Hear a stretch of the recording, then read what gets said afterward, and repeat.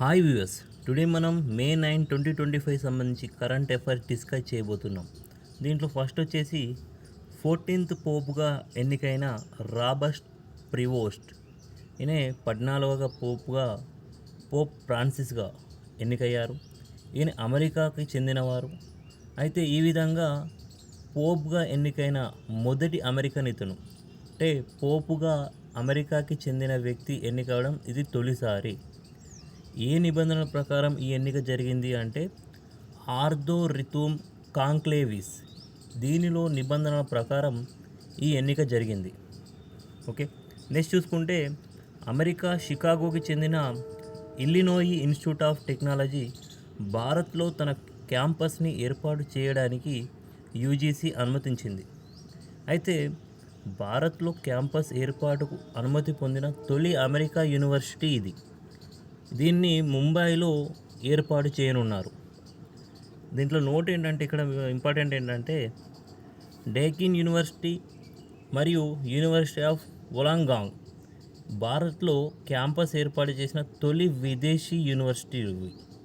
అంటే ఇదివరకు దీనికంటే ముందు, అంటే ఈ ఇలినోయి ఇన్స్టిట్యూట్ ఆఫ్ టెక్నాలజీ కంటే ముందే మన భారత్లో విదేశీ యూనివర్సిటీలు తమ క్యాంపస్ను ఏర్పాటు చేసేవి.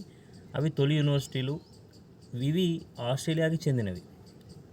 అయితే వీటిని ఎక్కడ ఏర్పాటు చేశారంటే గుజరాత్లోని గిఫ్ట్ సిటీలో వీటిని ఏర్పాటు చేశారు.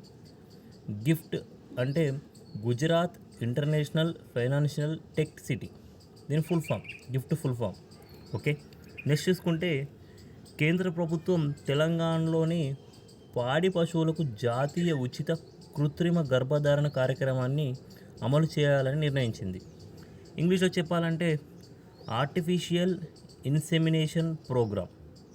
అయితే దీని కింద మే 9, 2025 నుండి రాష్ట్రంలోని 20 లక్షల పాడి పశువులకి ఈ ఆర్టిఫిషియల్ ఇన్సెమినేషన్ ఇంజెక్షన్స్ని వేయనున్నారు. ఈ పథకాన్ని, అంటే నేషన్ వైడ్ ఆర్టిఫిషియల్ ఇన్సెమినేషన్ ప్రోగ్రామ్ని 11th సెప్టెంబర్ 2014 మన పిఎం మోడీ గారు ప్రారంభించారు. ఓకే, సో ఈ డేట్ ఇంపార్టెంట్. 11th సెప్టెంబర్ 2019 రోజు ఈ నేషన్ వైడ్ ఆర్టిఫిషియల్ ఇన్సెమినేషన్ ప్రోగ్రామ్ని మన పిఎం గారు ప్రారంభించారు. నెక్స్ట్ కంటిన్యూషన్లో చూసుకుంటే ఇరాన్ విదేశాంగ మంత్రి అబ్బాస్ అరాగ్చి ఈయనే మే 8న మన రాష్ట్రపతి ద్రౌపది ముర్ము గారిని ఢిల్లీలో కలిశారు. భారత్ ఇరాన్ల మధ్య డిప్లొమాటిక్ రిలేషన్స్కి, అంటే దౌత్య సంబంధాలకి 75 years పూర్తయిన సందర్భంగా ఇరాన్ విదేశాంగ మంత్రి అబ్బాస్ అగార్చి భారత్ని సందర్శించారు. అంటే భారత్ ఇరాన్ మధ్య డిప్లొమాటిక్ రిలేషన్స్ 75 years పూర్తయ్యాయి అన్నమాట. నెక్స్ట్ చూసుకుంటే ఒబులాపురం గనుల కేసులో 7 years జైలు శిక్ష విధించబడిన కారణంగా శాసనసభ్యత్వం కోల్పోయిన కర్ణాటక ఎమ్మెల్యే. అయితే మనకి ప్రజా ప్రాతినిధ్య చట్టం 1951 ఉంటుంది. ఇంగ్లీష్లో the representation of people's act 1951. అంటే దీని ప్రకారం అంటే ఎమ్మెల్యే, ఎమ్మెల్సీ కానీ లేదా రాజ్యసభ, లోక్సభ చెందిన ఎంపీ కానీ 2 years లేదా అంతకంటే ఎక్కువ సంవత్సరాలు జైలు శిక్ష పడితే, ఏదైనా ఒక కేసులో వారికి జైలు శిక్ష విధించబడితే వారి శాసనసభ్యత్వం, లేదా ఒకవేళ వాళ్ళు పార్లమెంట్ సభ్యుడైతే పార్లమెంట్ సభ్యత్వం, సో ఆ మెంబర్షిప్ అనేది రద్దవుతుందన్నమాట.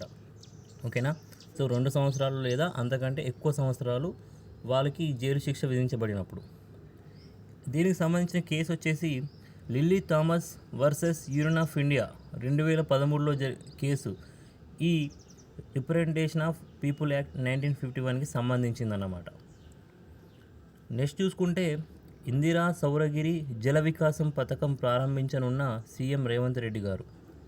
దీనిని మే 18న నాగర్ కర్నూలు జిల్లా మన్ననూరులో దీనిని ప్రారంభించనున్నారు. అయితే వచ్చే 5 yearsలో 2.10 లక్షల మంది గిరిజన రైతులకి 6 లక్షల ఎకరాల్లో సాగునీరు అందించడం ఈ పథకం ఉద్దేశం. ఈ పథకం కింద ఎంపిక చేసిన గ్రామాల్లో జలవనరుల కోసం జియోలాజికల్ సర్వే చేయించడం మరియు బోర్లు వేయడం, సోలార్ పంప్ సెట్స్ బిగించడం, ప్లాంటేషన్, డ్రిప్ ఇరిగేషన్, సో తదితర పనులన్నీ చేస్తారన్నమాట. ఇది గిరిజన రైతులకి చాలా ఉపయోగపడే పథకం అన్నమాట. Thank you. నా ఎక్స్ప్లెనేషన్ నచ్చినట్టయితే లైక్ చేయగలరు, సబ్స్క్రైబ్ చేసుకోగలరు.